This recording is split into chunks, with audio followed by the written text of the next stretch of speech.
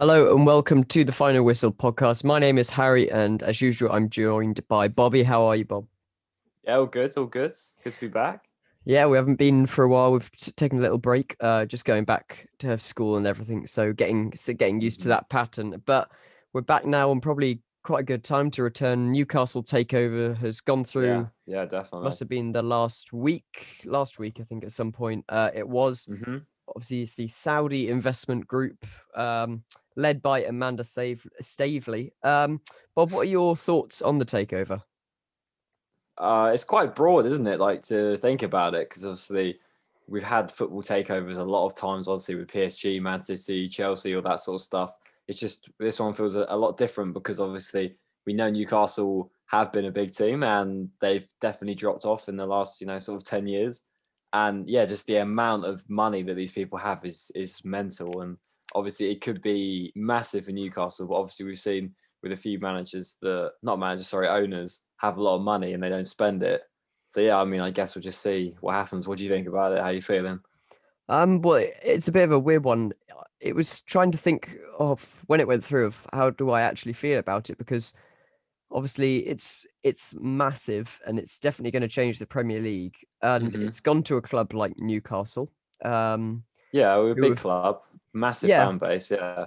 it's one that obviously it's strange because I've seen them in the Championship before, so it's seeing one of those teams being picked up, and it's not like a mid-table one that no one really cares about. hmm Um, there's one that's actually gets quite a lot of action, and they're always in relegation battles. So I think obviously it's amazing for the fans. Yeah, I think definitely. I mean, I obviously we said it's probably the most supported club, isn't it? I mean, maybe behind Manchester United, but yeah. it's really up there in terms of the fan base in England. Yeah, I think that's one of the things. It's going to be great for the fans, but it's also I think it's going to be great for the Premier League really because obviously we know that the sourcing of money and is interesting Yeah. and that obviously we know that from seeing Man City just running away with the league because of what they can spend, but maybe by bringing in this team with another source of money is we can look at it and go, well, we've got someone to compete with Man City now in a couple of years hmm once they build a team. Do you think though that people obviously some people have taken the stance of it, do you think it will ruin the league the way that someone's coming in with all this money just to spend their way to the top? I mean, I don't know. Obviously, as I said, we have no idea how much they are going to invest. Obviously, as a lot of teams get bought out by big owners and they don't get the investment that they think Yeah. they will. So I guess it generally does depend. I think they'll definitely have some investment because obviously there would be no reason why a company would not company. Is it a company? It's like a royal Uh, family, isn't it, what's it in called? Saudi Arabia? The consortium that's taken over.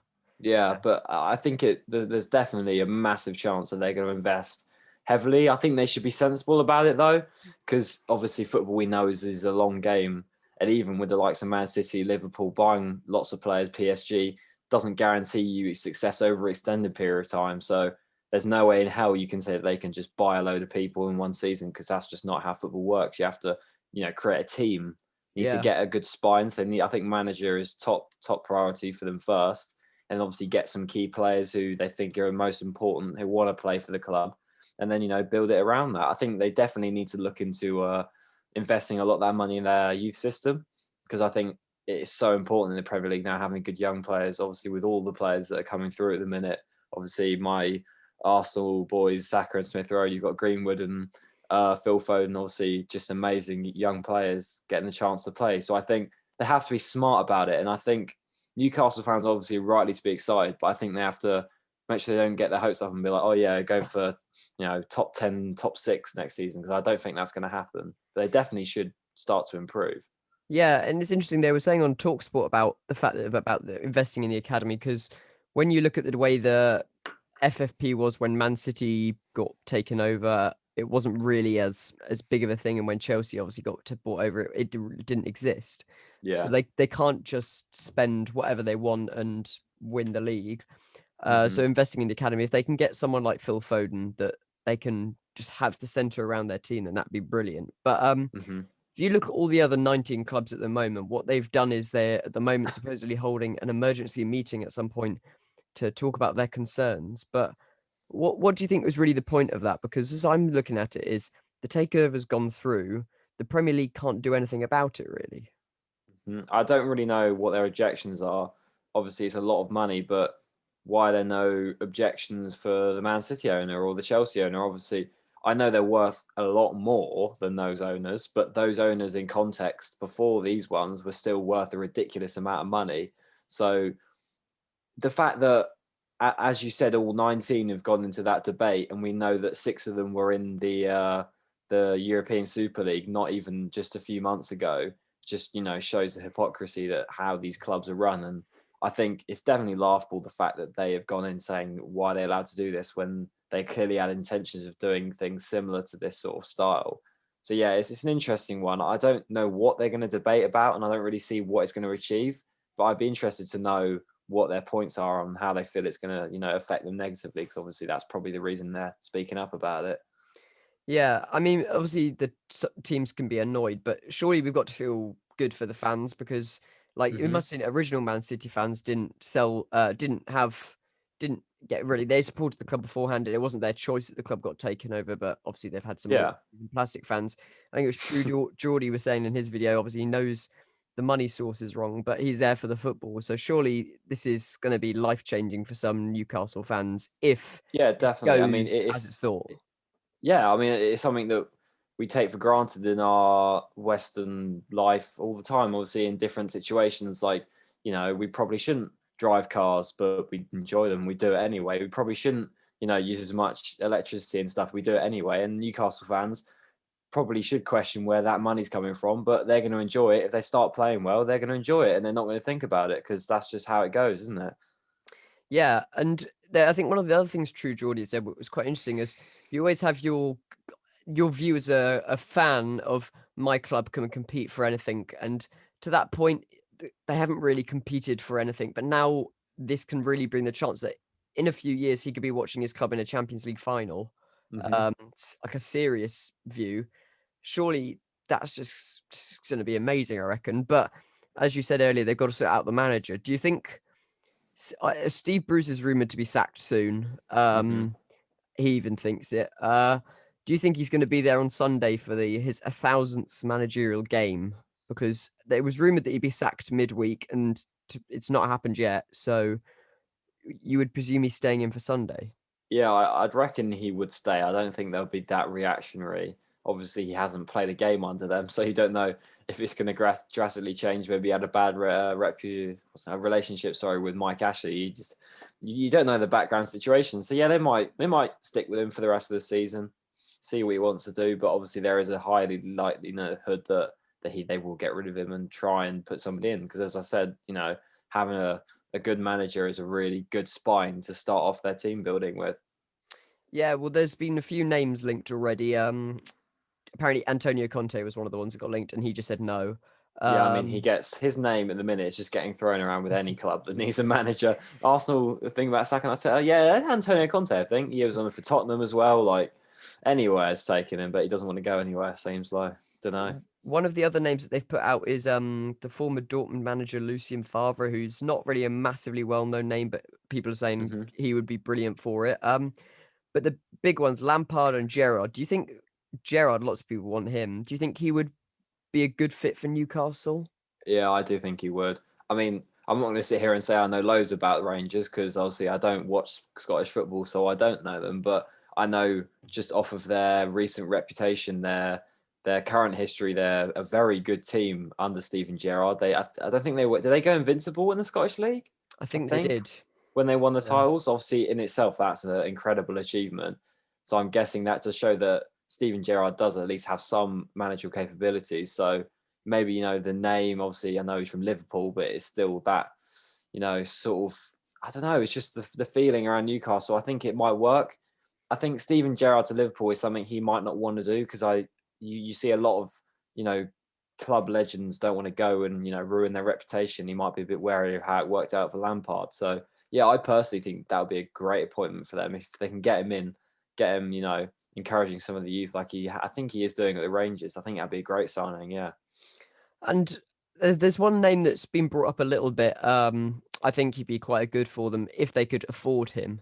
Would be Roberto Mancini. Obviously, he took over at Hmm. Man City at the time Yeah. and did brilliantly. I know he's with Italy at the moment. So also doing very well with them. So yeah, so he'd have to either carry that on as a duel or just quit one of them. Um, but Newcastle, I think that it's the style of manager that they're going for, is someone who can work with these good players, which maybe that's the reason they might not go for someone like Gerrard. Gerrard would be good for developing them, but they need someone with experience. Another name that's been thrown about is Graham Potter from Brighton. They're doing well so far this season. Do you think he'd be a good? yeah. I'm not too sure. I don't think it would be very easy to get him away from Brighton. Obviously, he's been there for a little while. I think before he was at like Östersunds in Sweden or Yeah, Austria, he'd and he been did a at very good job there. Swansea. He moved from Swansea to Brighton, but yeah, he had been out at Ostersund's before. Yeah, and I think obviously we've seen Brighton are doing amazingly this season. Played some decent football last year. Obviously, they were like that team that everyone said they had a really high expected goals, but no end product. And yeah, I think he could be good, but it might be a bit of a risk that they're not willing to take. And somebody like Gerrard, who you've seen is doing really well, and obviously Mancini, we know is going to be a fantastic manager. We don't know. I mean, it's always a difficult decision to make because it's not always the quality of the manager. It's just the good, like right place, right time, and good fit for the club. So I think it will take a while before they'll make their decision, but I think they'll want to bring somebody in who they can guarantee can get him off to a good start at least. Yeah, and when you look at the amount of money that they've potentially got, supposedly they're allowed to spend about £200 million before Yeah. even thinking anything about financial fair play. That's kind of a good way to look at Mike Ashley's reign of he's given you this amount of profit. That these new owners who can now afford to spend it are going to do brilliantly. But what type of strategy do you think they should go for? Because surely they can't just go, oh, we're going to spend 200 million on one person and just take the risks. That's not going to work, is it? Yeah, that's just, I mean, that would be a bad idea because then you've just got, like, it wouldn't even be possible because anyone that's worth 200 million isn't going to just go to Newcastle. Like, why would they? Why would they just pack up their things and go to Newcastle in their state right now? You need to just spend the 200 million on probably 8 or 9 players. I mean, that's a sensible thing to do because then you have, a decent spine of a team, or maybe even just 5 or 6 proper good signings, and just get the bit of, a bit of a spine in the club because they do have good players. Obviously, we know Saint Maximin's quality. Obviously, they've bought Joe Willock, who seems to be good young player and works well for them. So I do think they need to focus on the positives they have in the team, and then build around that as well. Because obviously, just spending 200 mil on one player would be totally unrealistic. Yeah, well, there's supposedly, I read before we actually started recording on Twitter that Icardi was being linked with them, and he's set to turn down a move to Newcastle because his wife doesn't want to move to the northeast. So this is going to be the main problem for him, is it? It's been said Yeah, before the that lifestyle. Manchester is quite an attractive place to move to. London, an attractive place to move to. Newcastle, not trying to be rude to Newcastle. Where do they lie on the deprivation scale? Not exactly what you would consider. Or if I'm going to move to one place, it's going to be Newcastle. Obviously, if the owners invest in the local area, then that might change. But that's going to be their biggest stumbling block, isn't it? Yeah, definitely. Obviously, there's going to be a lot of inflation in the market because if they want to use their money to bring players in, as you said, they're going to have such high wages because, as you said before, the idea of living in Newcastle is probably not something that players from Italy and Portugal and Spain and whatever are going to want to come over and do. So, that's going to mean that everyone else is going to have to pay more wages because they're going to be like, if they're getting paid that much, then why can't I get paid that much? So yeah, it's definitely a difficult one to juggle, but I think they'll just have to try and prove themselves as a good football team, and hopefully players that are coming to their club are more bothered about their football and their career than what house they live in and where's the nearest Waitrose. Yeah, well, they're supposedly they're supposedly looking to do a raid on Man United. 4 players: Yeah, Van der Beek, Jesse Lingard, Tony Martial, and Eric Bailly. yeah, I heard about that. That would be an interesting one. They're good players. Probably Newcastle would be a good level for them. Yeah. Lingard, obviously, they're similar to where West Ham were when he got there. It wasn't all just I'd on say him, though. Their arguably West Ham rise. are better than Newcastle. I think you Yeah, got to give them more credit. yeah. But Um, yeah, Obviously, Icardi was on the list. Aaron Ramsey being linked with them. I Again, can see that. probably to where he is now is probably quite a good move.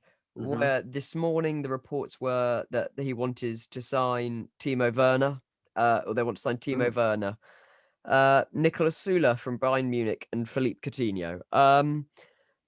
How much do you think some of these stories are just, oh, look, Newcastle have got some money, so I'm going to go, look, he's going to move there because they've just got the money to afford them, Hmm. because they can Yeah. say according to club sources, but that could literally be the chef. Yeah, it's this rubbish. There's no way. Coutinho gets linked with everyone's nan and in when it comes to bloody transfers. Like as soon as a club is in need of an attacking midfielder or a headline player, they're like, "Oh, this club are interested in Coutinho." I mean, Arsenal have been interested in Coutinho about 800 times, and nobody ever buys him because he's washed up. He's not as good as he used to be, and his wages will be ridiculous. He's getting older, and I just think investing in a younger player would be so much more sensible. And buying those headline players is something that often doesn't work. Well, they've supposedly made contact with a younger player, Wesley Fofana from Leicester. If you were Fofana, would you go, all right, I'm at Leicester, we're doing all right, Newcastle are going to be good in the future, I'm going to jog off there. Would you stay at Leicester or go to the new revolutionary Newcastle? No, I mean, I would just stay at Leicester. I think you can guarantee he's going to be playing there. He's obviously loved by the fans really well. They're like Leicester are decent. Obviously, they haven't started very well. Might be down to him not being in a team. I'm not too sure. But yeah, I think staying at Leicester is much more sensible. They're a very stable club. They're securing their spot in that sort of top 8, top 6 area. So I don't see why he would upset his loyalty with those fans and take the risk to go to a new startup. To be honest, I don't think he would do that. It'd be a bit stupid. Yeah, with the transfers, what they're going to have to do surely is to get the fans on side and show the way that they want to move forward as a club is make one big headline signing first off. Hmm. I think Longley from Barcelona has been linked with them, Yeah, which I wouldn't really classify him as headline, but compared to what they're used to with like Christian Atsu, I guess Longley would be quite a good one. But there's links. yeah, Koulibaly, I mean, he gets linked with everywhere. Could you see him yeah. go He to does. Newcastle? Maybe. I don't see why not. I think defensive headline signings are more sensible than attacking ones because, as I said, it creates a good spine for the team to just kick on and develop because it allows them to have that defensive solidity. But I'm not too sure. When we say headline signing, what we thinking? 40, 50, 60 million? It's Yeah, obviously going to it's be, got to be, or even if it's yeah, even if they don't have to pay that much, maybe they're free transfer. Someone of that level, like Martial, yeah, could arguably be one that he's yeah, a definitely. big enough player. Um, but just someone to show there's not a typical Newcastle signing over the past few years. It's maybe a bit bigger than John Joe Shelby. Um, or I Yeah, mean, but well, they've who got is it? I don't know who could you bring in. Maybe like a Kessie from AC Milan or something. That would be a good one. There's Just some been. experience, I think. Mm, Some experienced players. Yeah, you've got to bring in someone that's young but have got enough about them that they can change the team. But Hmm. it's going to be interesting when it comes down to money as well. Managerial, they've supposedly going to have to pay Bruce £8 million to sack Yeah, him. You yeah, can see why Ashley didn't sack him when he was there, leave it over to someone else. Brendan Rodgers, they've been linked with. That would pay. They'd have to pay 16 million supposedly to Leicester to get him out of the deal. yeah. So that's a lot of money to get a manager in there, especially getting in one that's already in a contract, I guess. Yeah.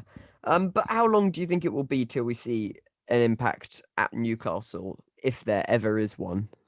Well, I don't think we'll see a huge impact this season. Obviously, they have no leeway in terms of making transfers at least until January, which is a decent amount of games away. So I think they have to get through that period. Obviously, they're in 17th place right now, so they have. Is it 17th or 18th? 19th, I think. 19th? Yeah, I mean they're not doing very well, so we'll definitely have to see if they can, keep themselves afloat for now. Hopefully they get a bit better with the boost of the new owners and stuff because it'd be a bit embarrassing having like a 300 billion pound owner in the championship. I can't imagine that being very fair.